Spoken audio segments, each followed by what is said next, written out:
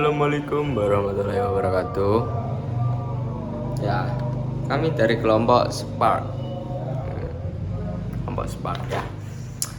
Saya Maulana Amirul Matin dengan NPM 240 820 10 234. Nah, kali ini kita akan membuat mini podcast. Nah, oke. Jadi sekian dari perkenalan dari saya. Dilanjut teman-teman saya. Bye bye. Assalamualaikum warahmatullahi wabarakatuh. Perkenalkan, nama saya Muhammad Miftahul Ulum.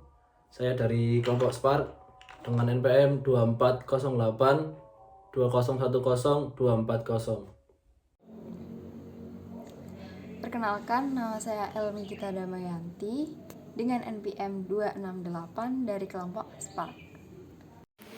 Halo Rek, perkenalkan nama saya Najwa Waida Almera Kuswono dengan NPM 24082010020. Aku dari kelompok Spark. Halo semuanya, perkenalkan nama aku Bagi Safira dengan NPM 2468 2010 037 dari kelompok Spark. Perkenalkan, nama saya Muhammad Farsiji dengan digit NPM terakhir 109.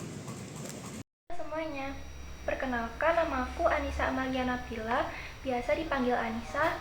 NPM aku 240820100251 dari kelompok Spark. Assalamualaikum warahmatullahi wabarakatuh. Perkenalkan, nama saya Sabira Fitri Azhara dari kelompok Spark NPM 24082010227. Halo, perkenalkan namaku Zalun Nurlaili dengan 3 digit NPM terakhir 163 dari kelompok Spark. Perkenalkan, nama saya Fakruladi Firmasa, NPM saya 187, saya dari kelompok Spark. Perkenalkan, nama saya Farel Fazrial Mardela dengan nomor NPM 159 dari kelompok Spark. Perkenalkan, nama saya Avianto Nurman, NPM 24080100137 dari kelompok Spark. Perkenalkan, nama saya Stefan Agustin Purba dengan nomor NPM 24080101056 dari kelompok Spark.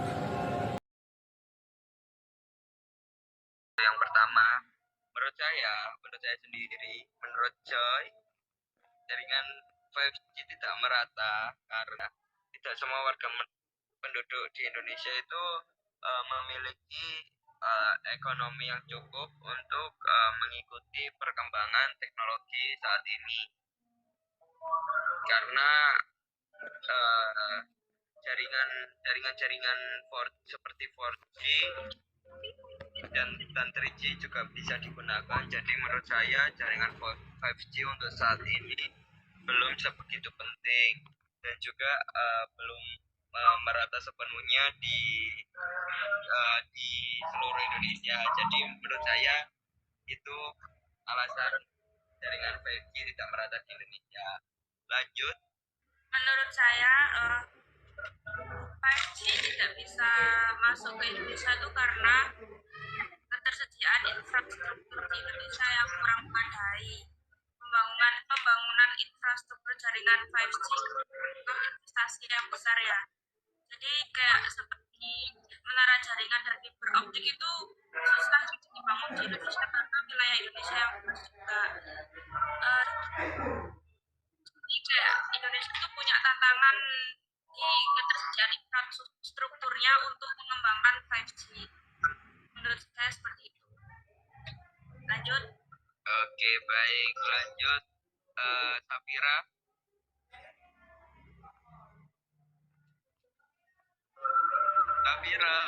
Putri. Ayo dilanjut. Menurut saya itu jaringan 5G itu membutuhkan infrastruktur yang lebih canggih karena Indonesia kan belum pernah itu ya, dan biayanya juga cukup tinggi. Itu menurut saya. Oke, baik. Lanjut, Anissa. Kalau menurut saya, kenapa jaringan 5G belum merata? Karena ya betul yang dibilang sama teman-teman, karena biayanya mahal, terus infrastrukturnya juga kurang memadai. Selain itu, sebagian besar menara 5G juga terletaknya di perkotaan. Jadi untuk pedesaan itu kayak kurang kurang bisa gitu. Oke, baik. Lanjut, Miftah. Pendapat saya mengapa 5G belum merata di Indonesia hampir sama dengan rekan-rekan sekalian. Cuman di sini saya akan menambahkan frekuensi saja karena Ketua Bidang Infrastruktur sendiri pernah berbicara di acara Huawei Media Camp 2023 yaitu Sigit Puspito Wigati Jarot. Alasannya kenapa? Karena 5G seharusnya digelar di frekuensi dengan bandwidth yang lebar. Jadi maksudnya itu teknologi seluler tersebut tidak didukung oleh ketersediaan frekuensi yang tepat. Mungkin itu dari saya. Oke, baik. Jadi kesimpulannya di sini mungkin teman-teman ada yang bisa menyimpulkan? Mungkin Najwa bisa menyimpulkan mungkin? Jadi menurut saya kesimpulannya 5G itu tidak bisa merata di Indonesia, maksudnya tidak bisa satu karena di Indonesia sendiri kita belum siap untuk menerima perkembangan teknologi di 5G tersebut. Jadi mungkin di beberapa tahun yang akan datang kita bisa menikmati 5G tersebut, tapi untuk saat ini Indonesia tuh harus mereka maksudnya kalangan yang atas tuh harus mengupdate lagi bagaimana infrastrukturnya dan bagaimana kayak karena perkembangan teknologi juga kan butuh internet yang lancar ya guys. Jadi kalau nggak ada 5G kan susah buat kedepannya. Jadi diharapkan Indonesia semakin ke depan semakin maju dan kita bisa merasakan 5G. Amin. Oke. Jadi kesimpulannya itu ya teman-teman ya. Jadi benar sekali yang katakan teman-teman ini. Jadi itu menurut pendapat kelompok Spark dengan topik jaringan 5G yang tidak merata di Indonesia. Jadi mungkin sekian dari saya.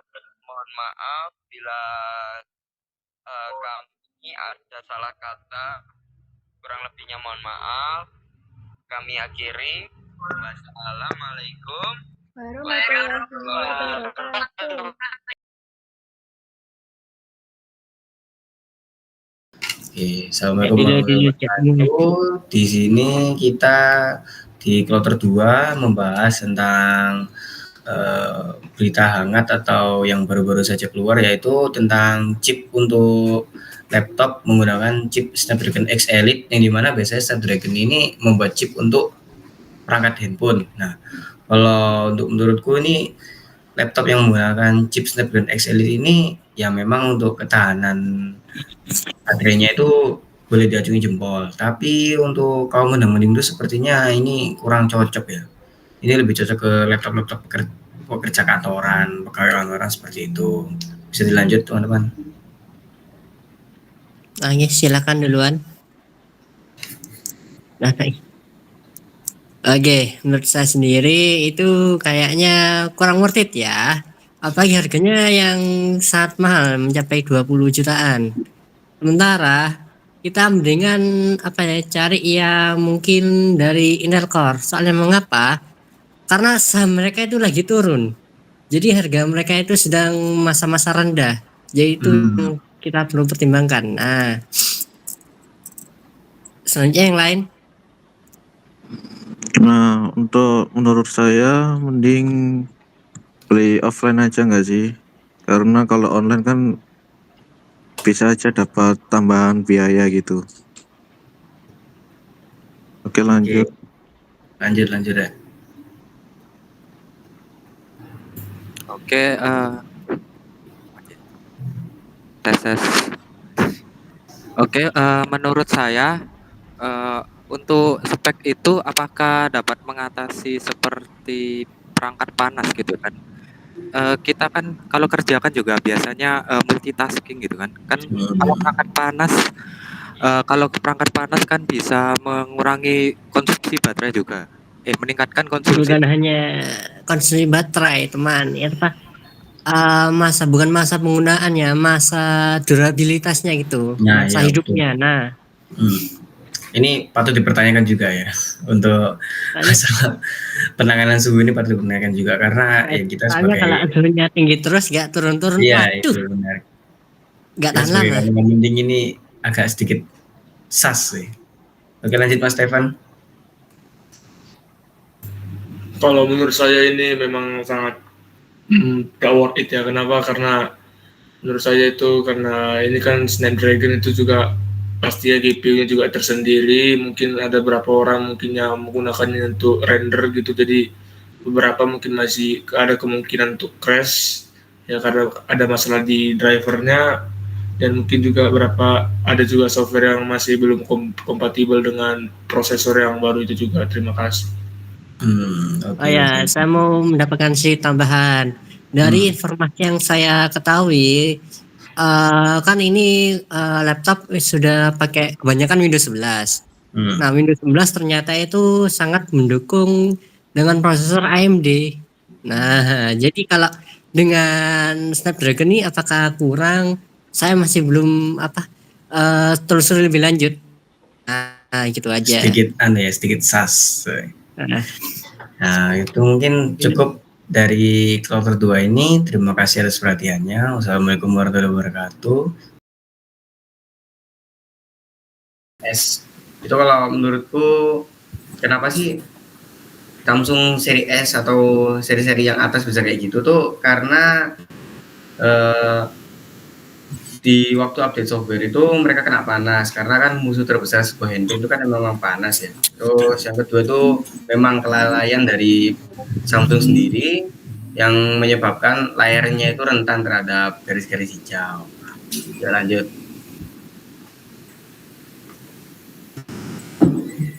Terus mungkin buat ngatasinya kayak ngasih pendingin di servis.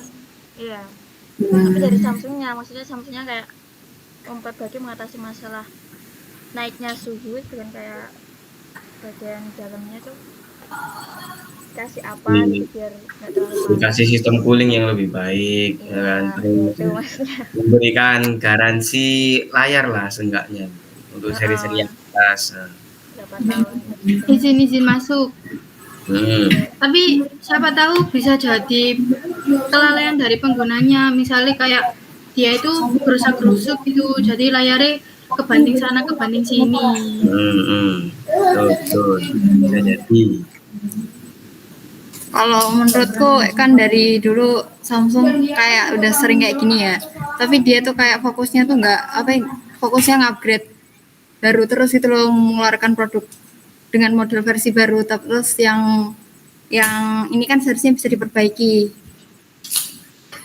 Jadi istilahnya produk daripada memperbaiki ya, produk. betul. Istilahnya tuh fokusnya tuh ngupdate terus tapi nggak mau memperbaiki kesalahannya. Nah, cukup untuk topik ketiga ini.